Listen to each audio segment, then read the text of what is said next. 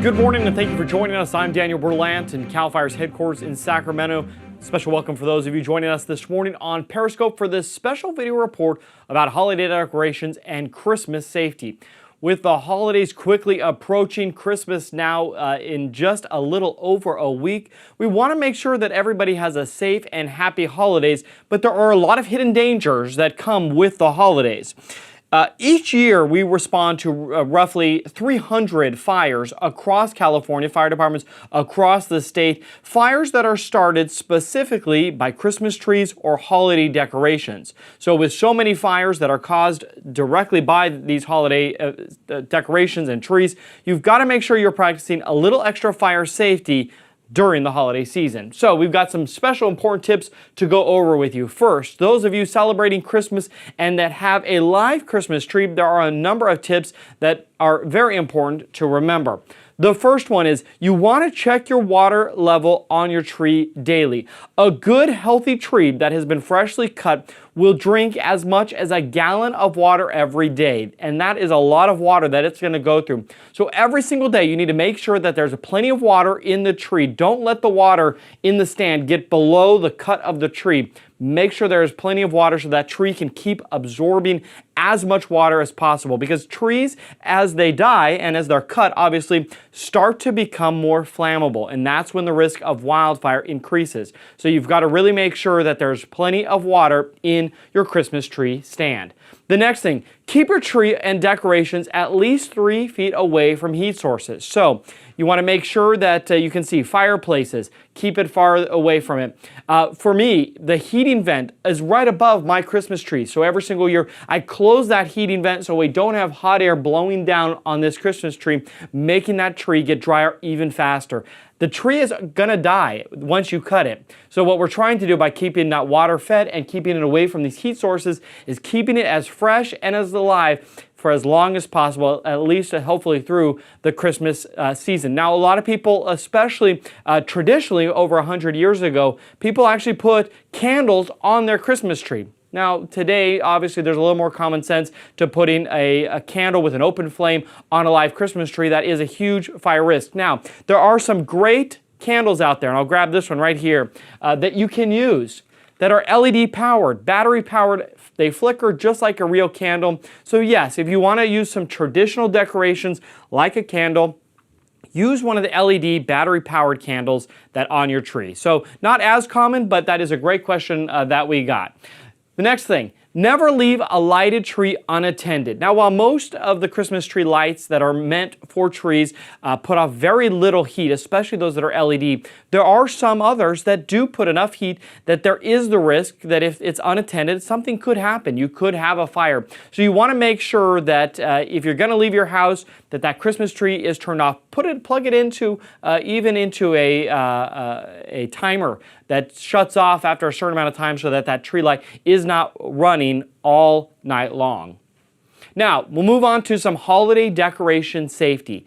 With the holidays coming, a lot of people do a lot of decorations, garland, candles, other things, stockings, even on the outdoors. But you've got to make sure that no matter where you're putting your decorations, you're not blocking the exits. Now, in this picture, obviously, this person has gone to town making sure that they win the neighborhood Christmas party and have plenty of decorations out. But if there was a fire and you were trying to get out of the house here, you can see it is an obstacle course to try to do so. So in your home, make sure decorations are not blocking the hallways. Make sure they're not blocking doorways or windows. That way, if there is a fire and you do have to get out, you can safely do so. So make sure all your exits are clear.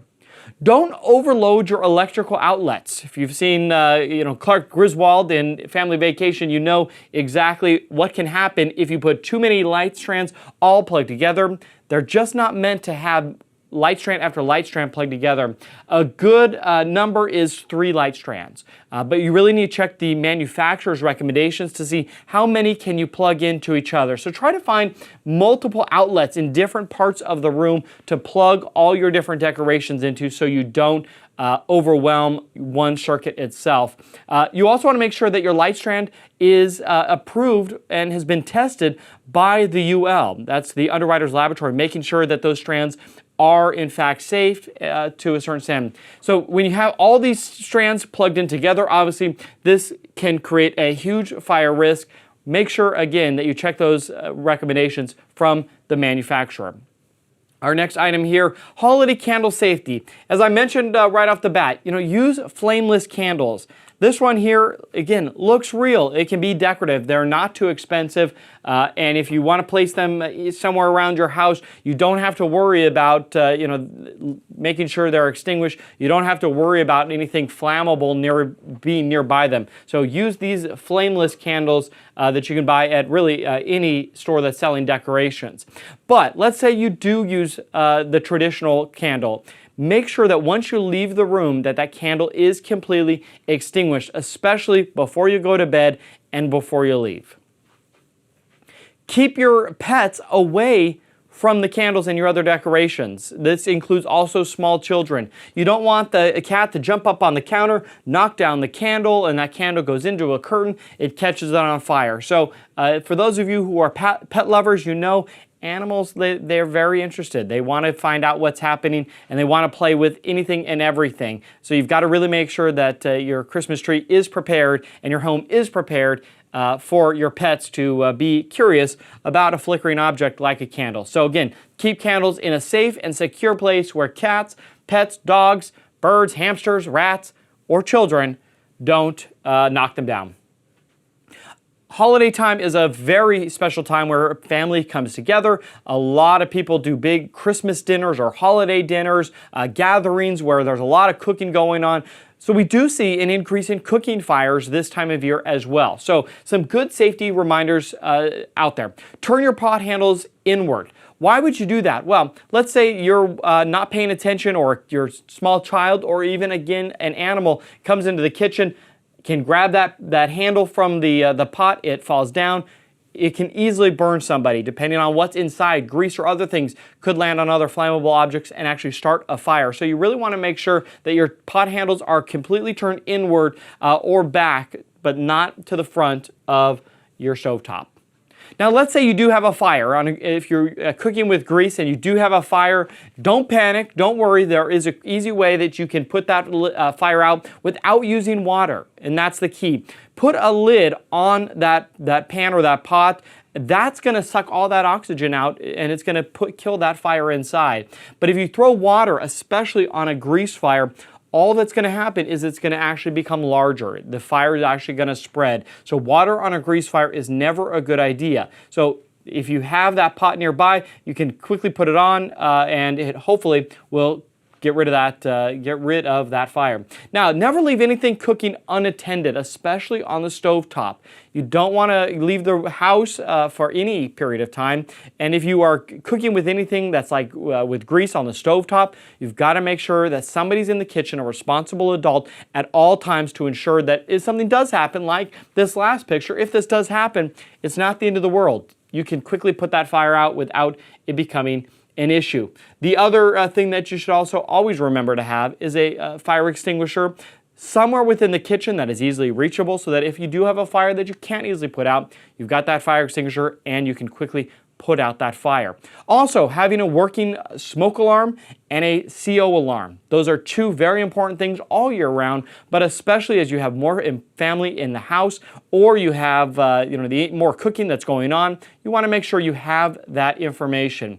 Now, we did have a question, how does the lid suck out the oxygen? Well, once the fire is going, it needs several elements to keep on burning and to continue to grow. Oxygen being one of those key pieces for a fire to spread. When you put the lid on top of the pan, no more oxygen can get in. It's sealed it up. So that way, again, the oxygen has been cut off. The remaining that's in there is going to quickly burn off, and then you won't have the fire any longer. So a good question that we had, but put that lid on top of the pan, it seals it, and again, it takes that oxygen away from the fire, prohibiting it from growing. Now, this is just some good information all year round, but especially the holiday seasons.